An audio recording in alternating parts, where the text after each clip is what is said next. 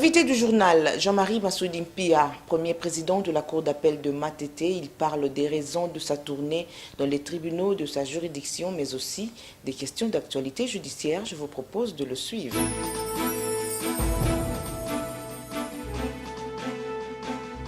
Monsieur le Premier Président, bonsoir. Bonsoir, madame. 1 mois et 10 jours après avoir renouvelé votre serment et été affecté ici à la Cour d'appel de Matete, comme chef de juridiction, vous avez tenu à visiter les tribunaux qui composent votre juridiction. Cette visite est inscrite dans quel cadre? La visite est inscrite dans le cadre du travail, connaître les hommes et les conditions de travail dans lesquelles ils évoluent. Vous avez visité Kinkole, Djili, Matete. Vous avez quand même vu les infrastructures d'accueil, dans quelles conditions quand même le personnel judiciaire travaille. Alors, quelle a été votre réaction? Bon, nous allons faire rapport à l'autorité compétente, comme d'habitude. Nous sommes rassurés qu'il y aura une réponse. L'actualité reste dominée par l'installation des tribunaux pour enfants. Alors, certains justiciables estiment qu'il y a eu la charrue avant le bœuf parce que il y a eu d'abord l'installation de ces tribunaux avant de créer les infrastructures d'accueil. Non, madame, on ne peut pas affirmer qu'on a mis la charrue devant le bœuf. Au jour d'aujourd'hui, le phénomène Kuluna, la criminalité de la jeunesse organisée en masse, c'est une urgence nationale. Devant cette urgence, il faut une réponse. Est-ce qu'il fallait juger les enfants dans les mêmes conditions que les adultes? Mais la situation apparemment n'a pas vraiment changé. Les tribunaux pour enfants existent depuis près de 3 ans déjà. Pas de changement, les mêmes Kuluna qui sont arrêtés sont remis encore en liberté. Les magistrats du parquet d'ailleurs se plaignent de ça. Les juges ne mettent pas du sérieux dans ce travail. Madame, avant, il y avait un tribunal pour enfants à Kinshasa. Plus de 10 millions d'habitants avec moins de 10 juges. Et au jour d'aujourd'hui, c'est pourquoi j'ai dit que c'était une urgence nationale. Au jour d'aujourd'hui, il y a des tribunaux secondaires à Djili, à Matete, à Ngaliema et à Kalamu. Ils vont fonctionner C'est comment? une grande opportunité. À côté des infrastructures, est-ce que les juges pour enfants sont préparés pour traiter ce genre de cas? Oui, madame, ils sont préparés. D'ailleurs, la plupart d'entre eux ont La population estime que ces juges-là protègent ces mineurs qui commettent des délits. Est-ce que vous pensez qu'ils vont abattre un travail de qualité avec les assistants sociaux qui travaillent à leur côté? Non, madame, le but de ces juridictions, ce n'est pas la répression. Protéger un enfant, c'est une attitude de noblesse. Ces tribunaux-là ne sont pas là pour réprimer les enfants, c'est pour les rééduquer, pour assurer leur résocialisation. Comment? Avec quels moyens? Par un encadrement social, éducatif. Ce n'est pas sans raison qu'il y a les assistants sociaux. Pour la plupart, c'est des gens qui ont une certaine expérience, une formation en psychologie. On fait un travail, madame. Ces enfants, on considère qu'ils ont raté les rendez-vous d'éducation en famille et l'État doit les récupérer pour les faire. C'est un travail très ardu. Est-ce que vous pensez que les juges qui sont installés seront à même de répondre aux desiderata des justiciables qui sont fatigués par justement les phénomènes Kuluna parce que vous venez d'en parler? Ils ne peuvent que bien faire leur travail, madame. Comme je venais de dire bientôt, le phénomène Kuluna, c'est une urgence nationale. Il faut une riposte de la société. Et parmi les réponses à apporter à ces phénomènes, entre autres les tribunaux pour enfants, je ne dis pas qu'il n'y a que des enfants qui sont impliqués dans le phénomène Kuluna, il y a aussi les adultes. Mais toutes les fois qu'il sera établi que l'auteur des faits à qualifier de Kuluna est encore un enfant, il sera acheminé vers le tribunal pour enfants. Encore qu'il y a un grand débat sur l'âge des enfants qui sont qui sont présentés devant les tribunaux. On ne sait pas confirmer.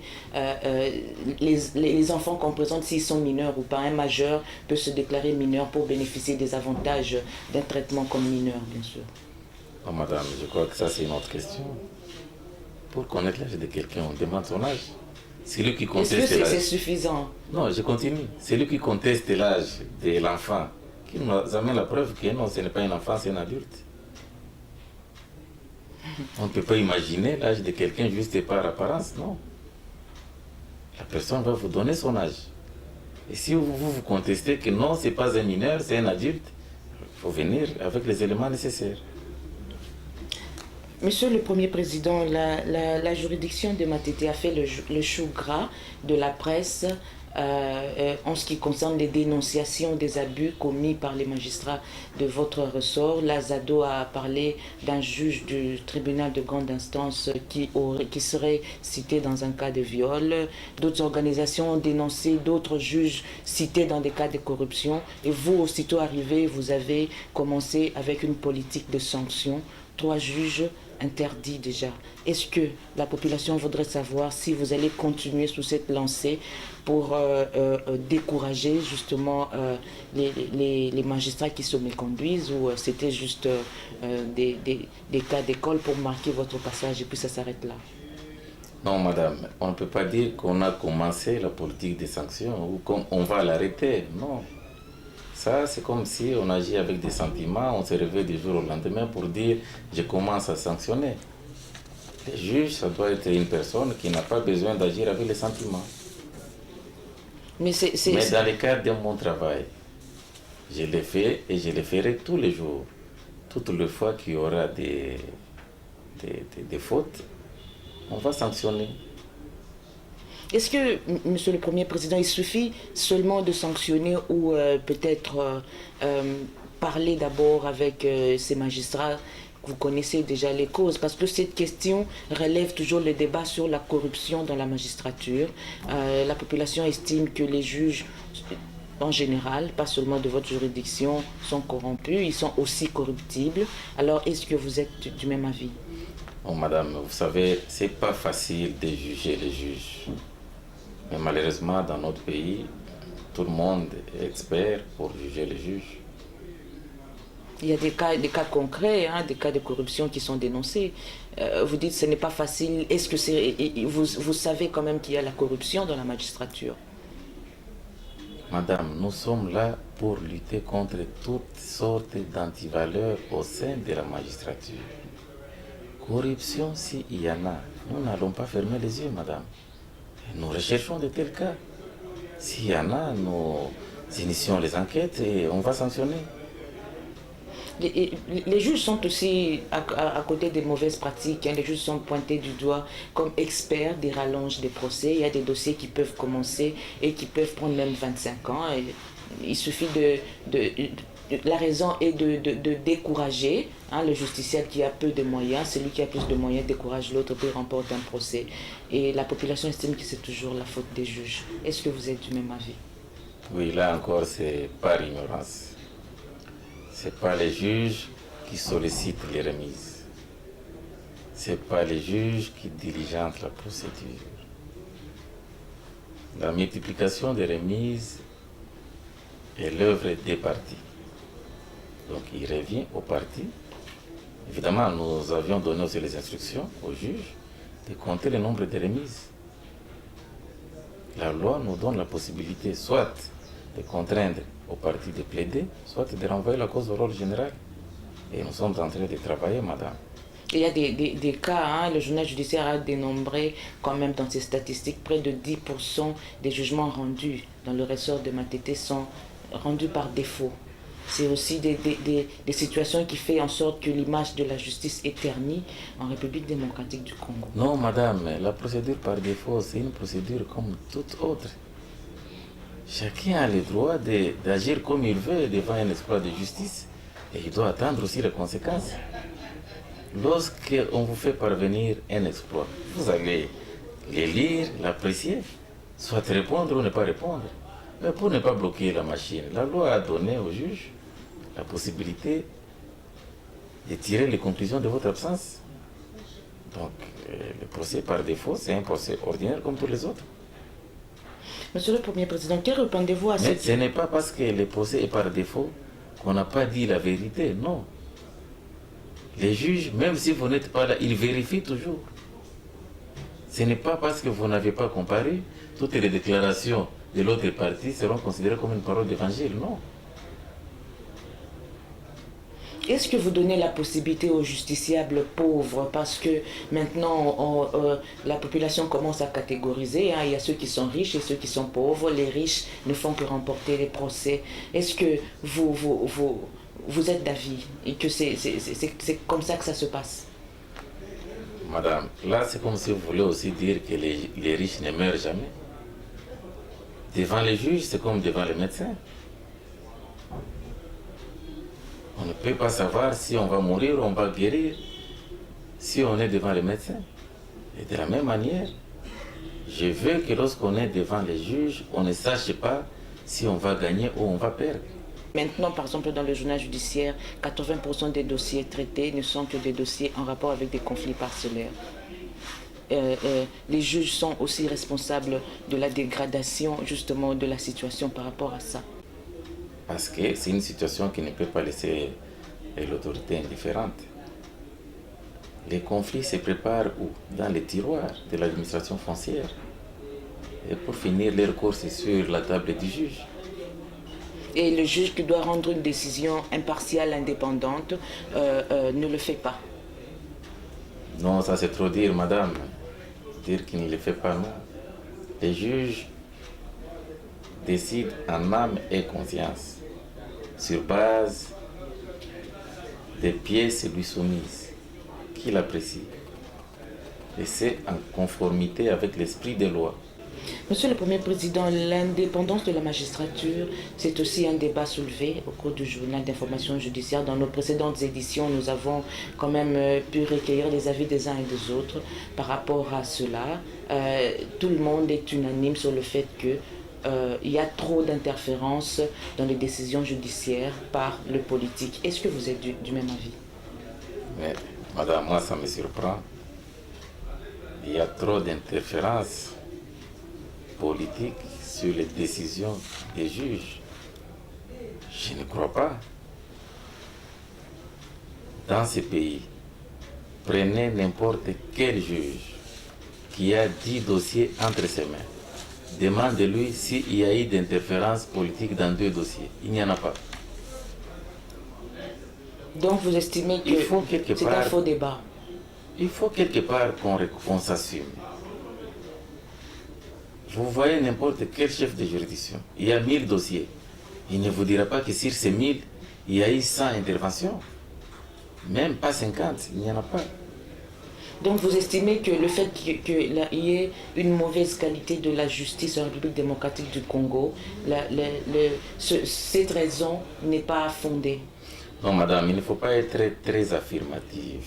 Et même juge de votre propre justice. C'est votre justice, la justice de votre pays, de la République démocratique du Congo. On ne doit pas s'empresser à la juger. Mais il faut voir les efforts qui sont fournis pour l'améliorer. Il y a même des syndicats des magistrats qui ont dénoncé cette affaire d'interférence ou de trafic d'influence, au fait. C'est le terme qu'il faut plutôt utiliser, non? Non, madame, moi je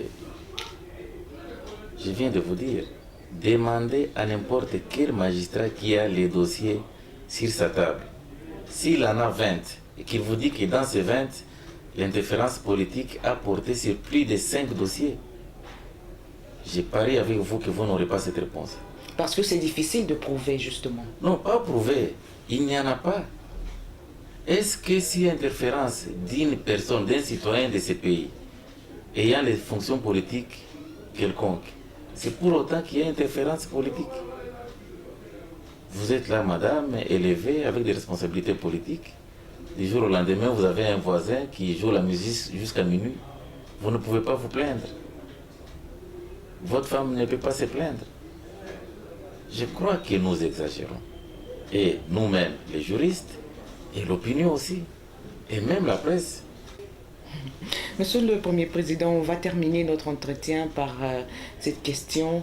Quelle est la politique que vous comptez mener pour apporter un changement, peut-être changer les choses, redorer l'image peut-être de votre juridiction, mais aussi de la justice en général? Ah, madame, mais les juges n'ont pas de politique particulière ou de C'est une politique expression personnelle. pour dire les changements à apporter au Oui, regard de tout ce qu'il y a comme plaintes et dénonciations de la population que vous dites d'ailleurs qui ne sont pas fondées pour l'instant. Oui, généralement, lorsque l'autorité opère des changements dans un secteur donné de la vie, c'est qu'elle a un objectif à atteindre. Et cet objectif, pour les juges que nous sommes, c'est la bonne administration de la justice. Et nous nous sommes engagés dans ce sens. En guise de conclusion, qu'est-ce que vous pouvez dire à la population qui est déçue, découragée par la qualité de la justice en République démocratique du Congo en tant que chef de juridiction, mais aussi en tant que magistrat? Et aussi en tant que citoyen de ce pays. Oui, madame, vous êtes un peu comme le porte-parole de la population pour juger la justice. Vous savez qu'il est un peu déçu. Je ne crois pas. Je ne crois pas parce que, comme preuve, venez au jour des audiences, les salles sont pleines. Cela montre que la soif de la justice demeure dans le cœur de notre population. Alors si j'ai un message à adresser à notre population, le message est le suivant. Qu'elle fasse confiance en la justice de son pays. Et nous sommes là pour faire en sorte que l'image de la justice soit redorée davantage. Je m'adresse aussi aux parents, plus particulièrement à ceux dont les enfants sont impliqués dans les crimes en masse qu'on appelle Kuluna. La riposte de l'État ne va plus tarder. Nous n'allons pas vous dire quelles sont les dispositions qui sont prises, et d'ailleurs, vous le voyez déjà au niveau de la police. Notre police est en train de tout faire pour neutraliser ces bandes. Nous assurons que cette chanson selon laquelle la police a arrêté et après ils ont été libérés, nous sommes en train de travailler pour qu'on puisse continuer à écouter cette chanson.